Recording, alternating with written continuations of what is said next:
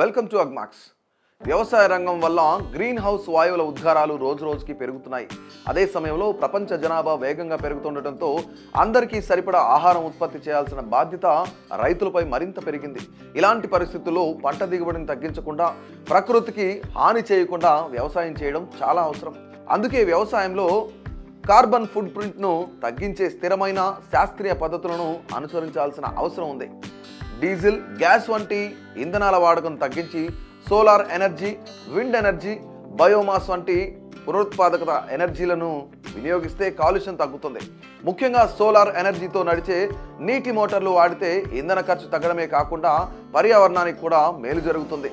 అలాగే నీటిని వృధా కాకుండా సమర్థంగా ఉపయోగించే పద్ధతులు రైతులకు ఉపయోగకరంగా ఉంటాయి.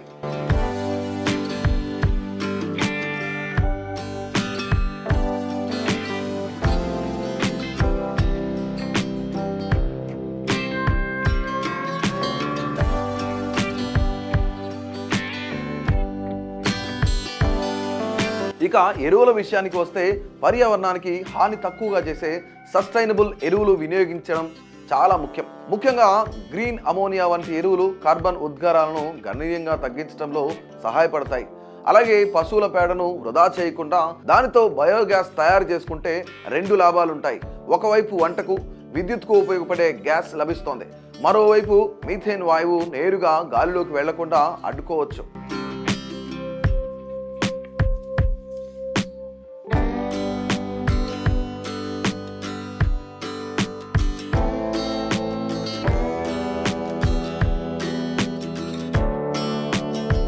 వ్యవసాయంలో నిర్ణయాలు తీసుకునేటప్పుడు ఊహలపై కాకుండా సరైన డేటాను ఆధారంగా చేసుకుంటే కార్బన్ ఉద్గారాలను చాలా వరకు తగ్గించవచ్చు. భూమి పరిస్థితి, మట్టి ఆరోగ్యం, పంట అవసరాలు ఇలాంటి విషయాలను ముందుగానే తెలుసుకుని సాగు చేస్తే అవసరమైన ఎరువులు, పురుగు మందుల వాడకం తగ్గుతుంది. మట్టి ఆరోగ్యం మెరుగుపడితే అది గాలిలోని కార్బన్ను ఎక్కువగా తనలో నిల్వ చేసుకునే సామర్థ్యం కలిగి ఉంటుంది. అందుకే ఒకే పంటను వరుసగా సాగు చేయకుండా పంటలను మార్చి సాగు చేయడం చాలా మంచిది.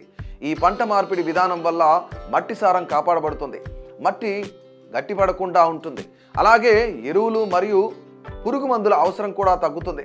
ఫలితంగా మట్టిలో మంచి జీవ వైవిధ్యం పెరిగి పంటలు ఆరోగ్యంగా ఎదిగి మంచి దిగుబడినిస్తాయి. రైతులకు ఖర్చులు తగ్గి వ్యవసాయం పర్యావరణానికి అనుకూలంగా మారుతుంది.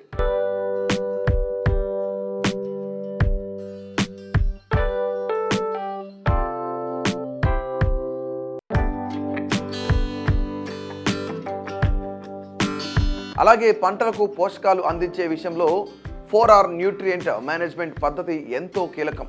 4R న్యూట్రియంట్ మేనేజ్మెంట్ ప్రకారం రైట్ సోర్స్ అంటే సరైన పోషకం, రైట్ రేట్ అంటే సరైన మోతాదు, రైట్ టైం అంటే సరైన సమయం, మరియు రైట్ ప్లేస్ అంటే సరైన ప్రదేశంలో ఎరువులు ఎలా పడితే అలా వేయకుండా పంటకు నిజంగా అవసరమైన పోషకాలను మాత్రమే శాస్త్రీయంగా ఉపయోగించాలి.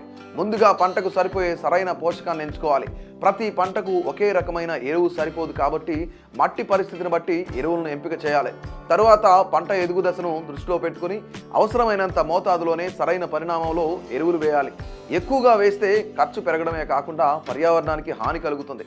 అలాగే పంటకు అత్యంత అవసరమైన సమయంలో పోషకాలు అందిస్తే మొక్కలు వాటిని పూర్తిగా ఉపయోగించుకుంటాయి. చివరిగా ఎరువులను మొక్కలు సులభంగా గ్రహించేలా సరైన ప్రదేశంలో వేయడం చాలా ముఖ్యం. ఇలా 4R పద్ధతిని పాటిస్తే ఎరువుల వృధా తగ్గి పంటలు ఆరోగ్యంగా పెరుగుతాయి, రైతుకు ఖర్చు తగ్గుతుంది. అలాగే నేల, నీరు, గాలి కాలుష్యం కూడా తగ్గి వ్యవసాయం పర్యావరణానికి అనుకూలంగా మారుతుంది.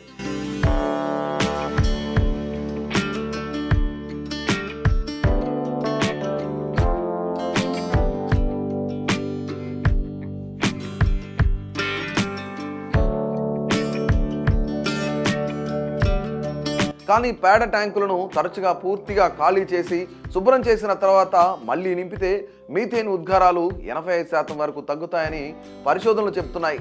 అలాగే పశువుల పేడను వృధా చేయకుండా బయోగ్యాస్ తయారీకి ఉపయోగిస్తే వంట అవసరాలకు ఉపయోగపడటంతో పాటు పర్యావరణానికి కూడా మేలు జరుగుతుంది. మరోవైపు వ్యవసాయంలో యంత్రాలను అధికంగా వాడటం వల్ల డీజిల్ వినియోగం పెరిగి కార్బన్ ఉద్గారాలు ఎక్కువ అవుతాయి. అందుకే టిల్లేజ్ అవసరానికి మించి చేయకుండా తగ్గించడం చాలా మంచిది.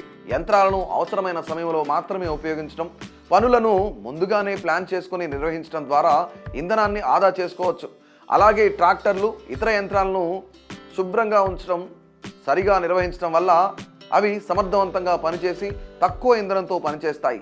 చిన్న చిన్న మార్పులు పాటించిన వ్యవసాయంలో ఎనర్జీ సేవ్ అయ్యి కార్బన్ ఉద్గారాలు గణనీయంగా తగ్గుతాయి. భూమిని పంట లేకుండా ఖాళీగా వదిలేయడం పర్యావరణానికి మంచిది కాదు. ఇలా ఉంచితే మట్టిలో ఉన్న సారం క్రమంగా తగ్గుతుంది. గాలి మరియు వర్షపు నీటి వల్ల పై మట్టి కొట్టుకుపోయే ప్రమాదం ఎక్కువగా ఉంటుంది. దీనివల్ల భూమి దిగుబడి తగ్గుతుంది.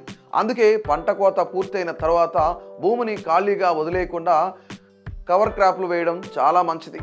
ఈ కవర్ క్రాప్లు మట్టిపై రక్షణ పొరలా పనిచేసి మట్టిని కాపాడతాయి.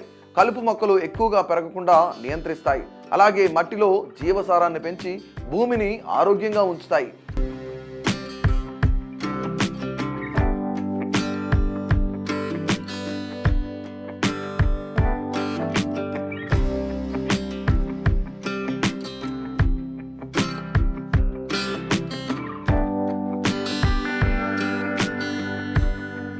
అలాగే మట్టి ఆరోగ్యం ఎలా ఉందో తెలుసుకోవడానికి సాయిల్ టెస్టులు చేయడం చాలా అవసరం. సాయిల్ టెస్ట్ ద్వారా మట్టిలో ఏ పోషకాలు ఎంత మేర ఉన్నాయో, మట్టిలో జీవక్రియలు ఎలా జరుగుతున్నాయో స్పష్టంగా తెలుస్తుంది. ఈ సమాచారాన్ని ఆధారంగా తీసుకొని అవసరమైన ఎరువులు మాత్రమే సరైన మోతాదులో వాడితే ఖర్చు తగ్గడమే కాకుండా ఎరువుల వృధా కూడా తగ్గుతుంది.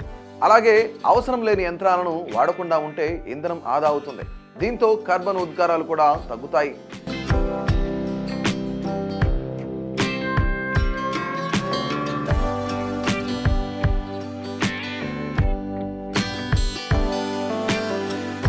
వ్యవసాయంలో కార్బన్ ఫుట్ ప్రింట్ను తగ్గించడం మన భూమి యొక్క భవిష్యత్తుకు చాలా ముఖ్యమైన విషయం.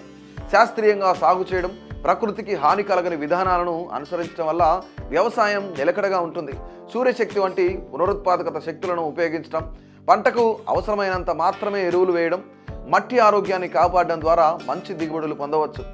ఇలా సాగు చేయడం వల్ల రైతులకు మంచి ఆదాయం వస్తుంది. భూమి సారవంతంగా ఉంటుంది. చుట్టూ ఉన్న పర్యావరణం సురక్షితంగా ఉంటుంది.